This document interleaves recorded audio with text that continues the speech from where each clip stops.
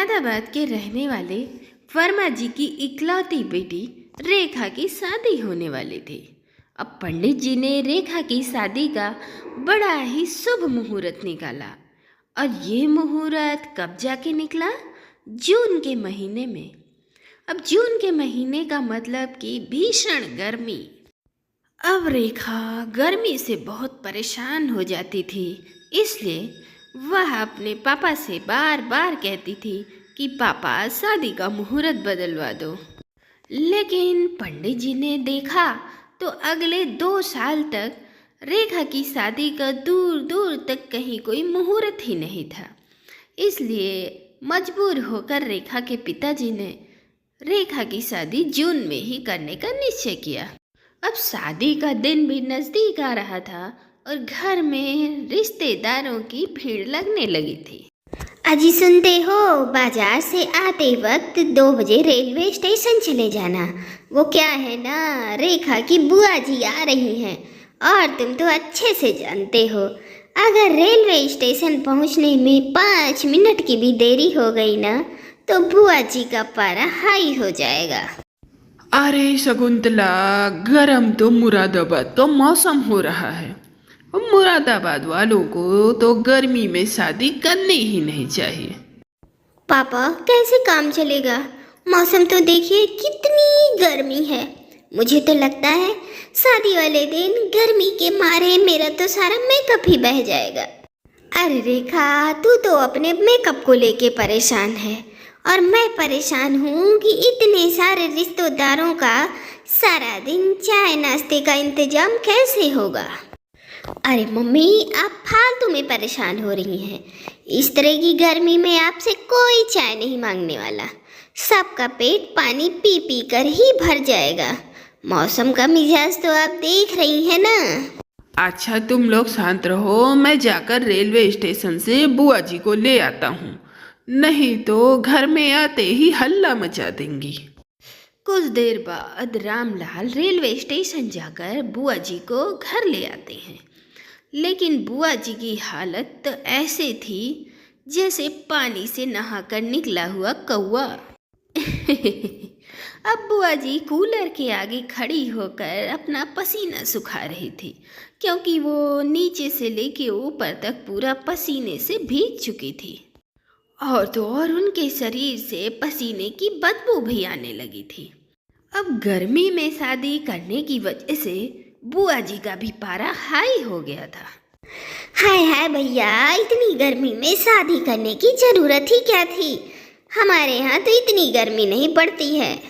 हाय हाय, यहाँ तो स्टेशन पे पैर रखते ही ऐसा लगा मानो जलती हुई आग पे पैर रख दिया हो। अब क्या करें दीदी, इस मौसम में तो यहाँ ऐसी ही गर्मी पड़ती है और फिर अगले 2 साल तक शादी का कोई मुहूर्त भी नहीं था, इसलिए मैं भी मजबूर था। अच्छा चल ठीक है, अब जल्दी से मेरे लिए शरबत बना के ला। और हाँ, थोड़ी ज़्यादा बर्फ डालकर ही शरबत बनाना। हाँ दीदी, अभी लेकर आती हूँ। आप बैठिए, आराम करिए। अरे क्या खाकर आराम करूँ? अरे इस कूलर में पानी वानी भरा है कि नहीं? देखो तो कैसी गर्म हवा फेंक रहा है। अरे नहीं दीदी, इसमें पानी भरा हुआ है। अब गर्मी इतनी ज़्यादा पड़ रही है कि अब कूलर पंखे का कोई असर ही नहीं हो रहा। अरे तो कूलर क्यों लगवाया, एसी लगवा देते। भाई इतनी गर्मी में तो मुझसे नहीं रहा जाता, मुझे तो फुल एसी रूम चाहिए। दीदी ऐसा करिए, आप मेरे कमरे में जाकर बैठ जाइए, मेरे कमरे में एसी लगा है।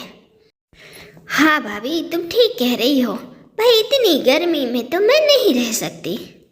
अब इतना कहकर बुआ जी शकुंतला और रामलाल के कमरे में जाकर पैर फैलाकर लेट जाती हैं। अब जब तक शादी होने तक मैं यहाँ रहूंगी तो मैं इस कमरे से बाहर नहीं निकलने वाली। आराम से मैं इसी रूम में रहूंगी और मुझे बार बार किसी का आना जाना पसंद नहीं। और हाँ सुनो, मेरा शरबत जल्दी ले आओ। अरे कम से कम शरबत पीकर जान में तो जान आए, फिर उसके बाद मैं नहाने जाऊंगी। शरीर से बड़ी बदबू आ रही है। ये लीजिए दीदी, ये रहा आपका ठंडा ठंडा शरबत। अरे बुआ जी, ये शरबत पीने से कुछ नहीं होने वाला।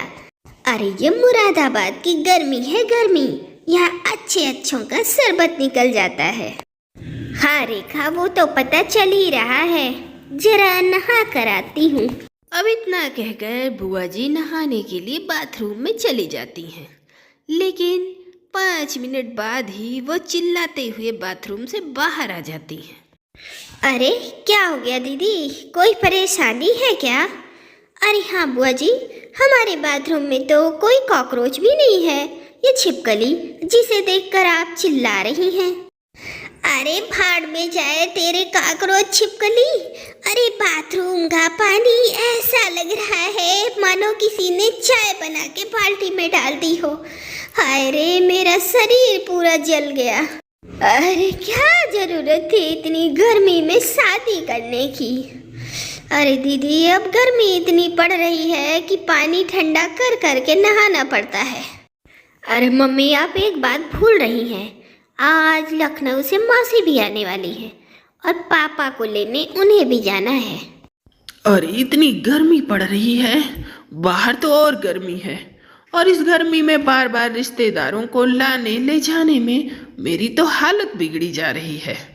अरे जैसे ही मैं बाहर पैर रखता हूँ ऐसा लगता है पापड़ की तरह मैं सिक जाऊंगा। अरे पर आपको तो मेरी बहन को लेने जाना पड़ेगा ना। अरे शकुंतला, उससे कह दो ऑटो पकड़कर घर आ जाए ना, मेरी क्यों चटनी बनवा रही है।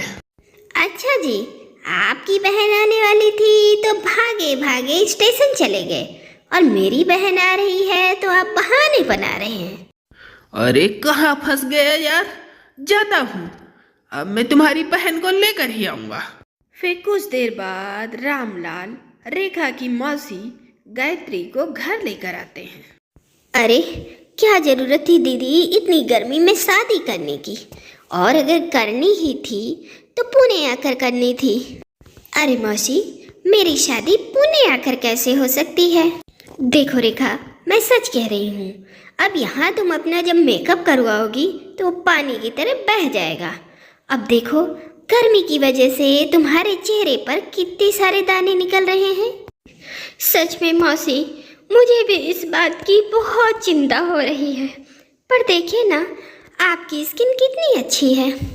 हाँ है ना, क्योंकि पुणे का क्लाइमेट बहुत अच्छा है। अरे वहाँ किसी की शादी होती है ना तो स्किन से मेकअप ऐसे चिपक कर रहता है, लेकिन यहाँ तो तुम्हारा क्या होगा भगवान ही जाने। अच्छा ठीक है गायत्री, जा आराम कर ले, अब इतनी दूर से आई है, बैठकर थोड़ा ठंडी ठंडी हवा खा। अरे दीदी, आप ना पहले कह देती, मुझे इस कूलर पंखे में रहने की आदत नहीं है। आपको पता है ना, मुझे पुणे के ठंडे मौसम में रहने की आदत है। आप ऐसा करो दीदी, मुझे एसी वाला कमरा दे दो। देखो, मेरे घर में बस 2 ही कमरे हैं, एसी वाले कमरे में बुआ जी चली गई हैं। अब तुम एक काम करो, तुम भी उसी कमरे में चली जाओ। अब मेरे कमरे में डबल बेड है, अब तुम बुआ जी के साथ तो एडजस्ट कर ही सकती हो। हाँ दीदी, इस गर्मी में तो मैं किसी के साथ भी एडजस्ट कर सकती हूँ, पर गर्मी नहीं लगनी चाहिए। अब इसके बाद गायत्री मिसेज और मिस्टर वर्मा के कमरे में चली जाती है। अब गायत्री काफ़ी मॉडर्न थी, और अंदर जाने के बाद जब उसे ज़्यादा गर्मी लगती है तो वह छोटे छोटे कपड़े पहन लेती है, जिसे देखकर बुआ जी की आंखें बड़ी बड़ी हो जाती हैं।